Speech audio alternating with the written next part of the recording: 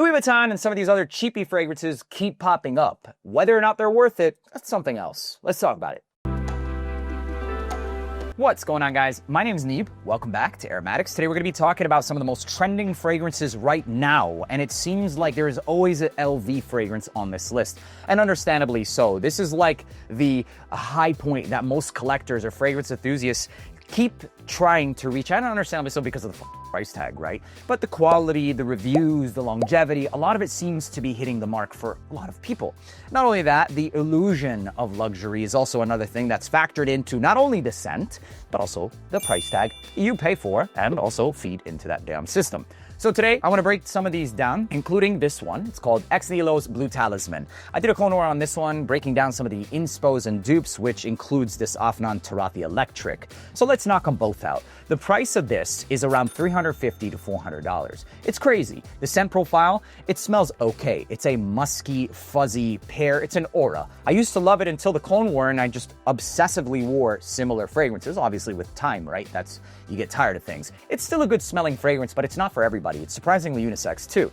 Afnan Tarathi Electric, they made a pretty successful launch with this one. It looked like a pretty decent event. I wasn't there. However, the fragrance itself smells pretty good. True to the Afnan Tarathi's quality, it also smells a lot like this one, except it seems to have a bit more juicy freshness, not necessarily as much of that fuzzy and woody texture. Longevity for this one is no more than about 6 hours. Whether or not it's the closest dupe, that's something else. I still think that the original Tarathi is better than this one for sure.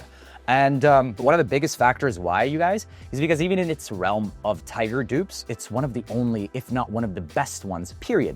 But then it came into a realm where a lot of people were already doing this. And that's kind of what sucks about, this space now. Like, there's a lot of people who are just dropping dupe back to back to back. So the competition is real. If these brands want to have a fragrance that smacks or slaps, they really have to, withhold the test of time and improve, because there are a lot of people that are willing to improve that will gladly take a lot of people's places. Not to say that this is taking away from it, but, I think the one from Maison Asrar was a little bit better. Watch the Clone War, okay? Moving on to Louis Vuitton's Meteor. This one's getting a lot more traction now. It seems like every week or month they find one and it turns into the hype train. First it was Symphony, then it was Imagination, then it was Pacific Chill, and now it's this.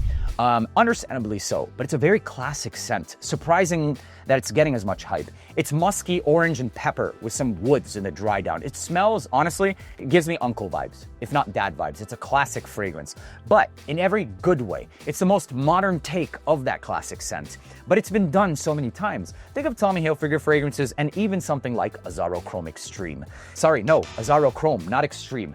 If you want a cheaper version of this, get Azzaro Chrome. With that being said, Chrome is about 40 bucks. This size is about 400 bucks. The difference? This is much stronger. You also get more natural ingredients. You also get something that's longer lasting. But is it worth it that much for you? Is it worth the $200 increase if you're buying the 100 ml? That's really up to you. For me personally, I have no problem. I'm not absolutely in love with a classic scent like this. For me, it's like a 6.5. It's above a bad smelling fragrance, but it's not by any means anything more than that.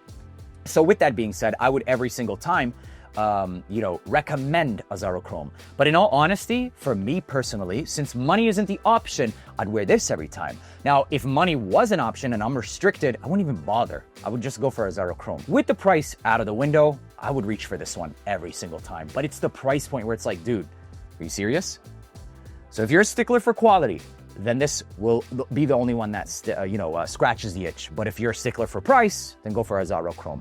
Do I think it's worth it? I don't think it's worth hype, but it is worth the quality. The quality is outstanding. It's crazy that there's nothing in between. If there was something in between that $40 mark and this $350 mark, we'd be at a completely different scenario. And I'd be telling you guys, no, just go for that middle mark. But there isn't. So that's what it is for this one. In fact, Meteor, no, this one is by Qissa Perfumes. It's called Mavro. And this is the Middle Eastern take on L'Immensité, but not this. But they're both aromatic. Well, this one isn't necessarily aromatic, but they're both musky, woody style of scents. Anyways, carrying on. These next two are not necessarily the most hyped, but they are new from Al Wataniya, and they're called Sevilla and Castilla.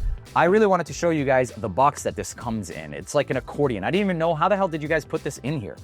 And then I opened it and I saw, and it was like this, this bottle that's just slipped in here. Look at this, you guys. It's crazy. Just when you think they can't do the presentations any better. This is magnetized, it's holding it back, and then boom, you have this accordion and it slips out. So Sevilla is inspired by Kayali's Eden apple. All right, so it smells like fruit punch with the main note of apple. Juicy, watery, fresh. It's pretty feminine.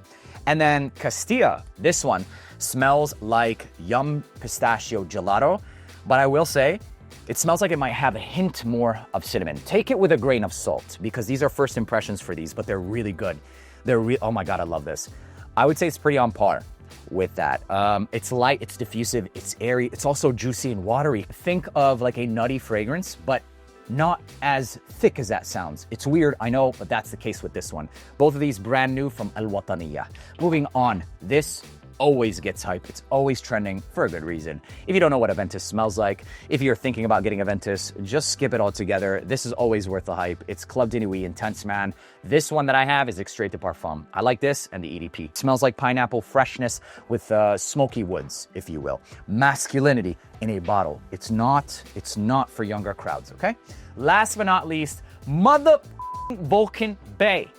Brah, they brought it out. And this is a clone of another Stefan Humbert Lucas fragrance that is all about the raspberry and vodka. It smells like that. The actual notes of this one includes blackberry, raspberry, vodka, strawberry, and peach. And it kind of smells like a strawberry, raspberry, shandy, summer shandy. Okay. Now, with that being said, I don't think that this is going to get like crazy hype like Vulcan Few. The quality, it's right there on par with what we know for Vulcan Few. But the scent profile, it's unisex, leaning slightly femme because of, the note of peach, the association of peach, strawberry, also that raspberry is what I think to make it lean slightly more towards the feminine side of things. There are a couple of other notes in this one that will take it a little bit more grounded, which includes the sandalwood, the musk, and the incense, but it's not an incense-based fragrance whatsoever. The other thing is the acidity to this one. It's pretty acidic. If you've ever had a pink lemonade, that's what this smells like. Raspberry pink lemonade in a bottle. That is exactly what this one smells like. A raspberry pink lemonade that's slightly spiked. So that in itself, I mean, is it good? It's very good, but because of the quality, etc. But I don't see it getting like hype.